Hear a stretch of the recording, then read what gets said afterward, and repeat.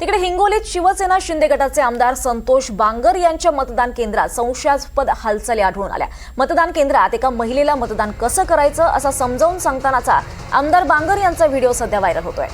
बांगर यांनी मतदान केंद्रातच घोषणाबाजी सुद्धा केली आहे।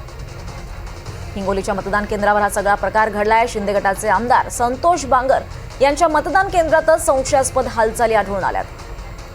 मतदान केंद्रामध्ये एका महिलेला मतदान कसं करायचं हे ते समजावून सांगत होते। त्याचा व्हिडिओ सुद्धा व्हायरल झालेला आहे।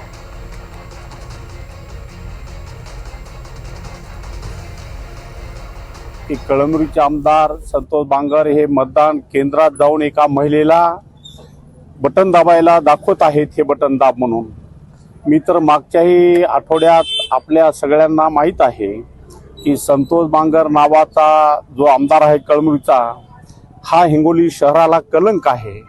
आज तर लोकशाहीला कलंक आहे असं आज दिसू लागलंय। मी निवडणूक आयोगाकडे तक्रार सुद्धा केलेली आहे।